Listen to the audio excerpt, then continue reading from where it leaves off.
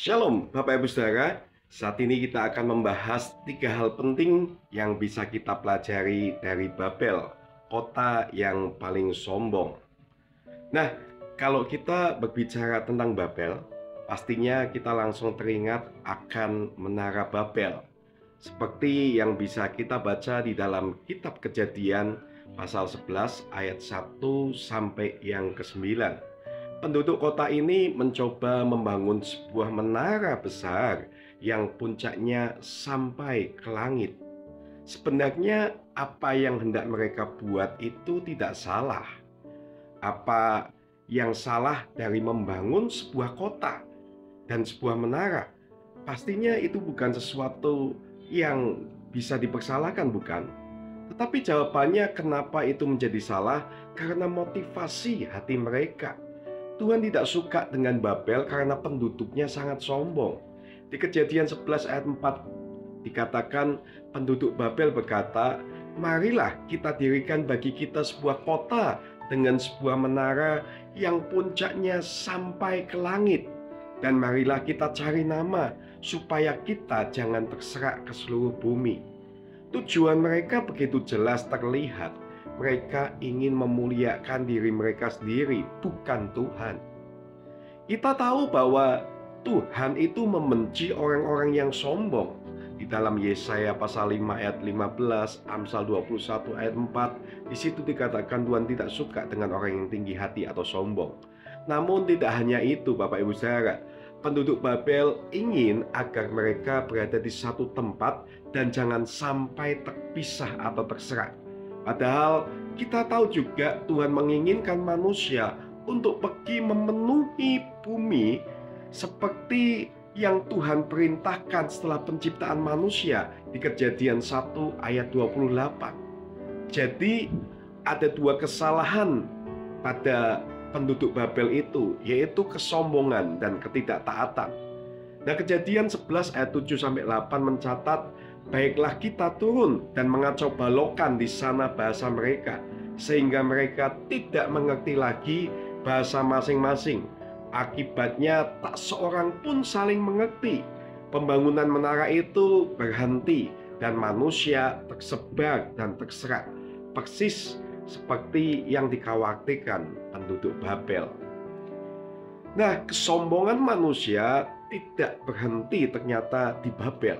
Sepanjang sejarah manusia terus menunjukkan kecenderungan untuk menjadi sombong dan melawan Tuhan. Dalam Amsal 16 ayat 18 tertulis, "Kecongkakan mendahului kehancuran dan tinggi hati mendahului kejatuhan." Ini adalah pengingat yang kuat bahwa kesombongan selalu membawa akibat yang buruk. Sejak kejatuhan Adam dan Hawa, manusia selalu cenderung untuk berbuat dosa. Salah satunya adalah dengan sombong dan mengikuti keinginan dirinya sendiri. Jadi jangan heran jika berbuat dosa terasa mudah dan menyenangkan, sedangkan mengikut Tuhan begitu sulit. Nah, mengapa? Karena mengikut Tuhan berarti tunduk pada Tuhan itu sendiri, Bapak Ibu Saudara. Sementara tidak mengikut Tuhan berarti mengikuti keinginan diri kita sendiri. Kisah Babel ini mengajarkan kita beberapa hal yang penting. Yang pertama adalah semua kemuliaan bagi Tuhan. Nah, pertama kita harus selalu ingat bahwa segala sesuatu yang kita lakukan haruslah untuk kemuliaan Tuhan, bukan untuk memuliakan kita atau diri kita sendiri. Dalam 1 Korintus 10 ayat 31 dikatakan, "Jika engkau makan atau jika engkau minum atau jika engkau melakukan sesuatu yang lain, lakukanlah semuanya itu untuk kemuliaan Allah." Nah, yang kedua Bapak Ibu Saudara yang bisa kita pelajari adalah hindari kesombongan. Kedua, kita harus mencegah kesombongan menguasai diri kita. Amsal 11 ayat 2 berkata, "Jikalau datang kecongkaan, datanglah juga cemooh, tetapi hikmat ada pada orang yang rendah hati." Kesombongan tidak hanya akan menjauhkan kita dari Tuhan, tetapi juga dari hikmat dan kebaikan Bapak Ibu Saudara. Nah, untuk menghindari kesombongan, kita perlu memiliki sikap yang rendah hati. 1 Petrus 5 ayat 6 mengingatkan, karena itu rendahkanlah dirimu di bawah tangan Tuhan yang kuat, supaya kamu ditinggikannya pada waktunya. Rendah hati berarti mengakui bahwa segala sesuatu yang kita miliki dan capai adalah karena anugerah Tuhan. Kita bisa karena Tuhan yang menguatkan.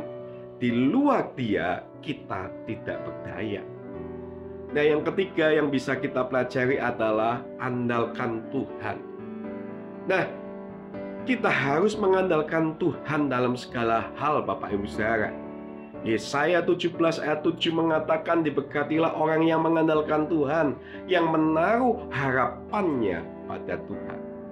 Dengan bersandar kepada Tuhan, kita akan dijauhkan dari kesombongan dan dipenuhi dengan hikmat dan kasih-Nya, Bapak Ibu Saudara. Dengan demikian, kisah Babel menjadi peringatan penting. Ketika kita melihat keangkuhan dunia ini, kita ingat untuk tetap rendah hati dan bergantung pada Tuhan. Dalam kehidupan sehari-hari, biarlah kita selalu mengingat bahwa segala sesuatu adalah dari Tuhan dan untuk Tuhan.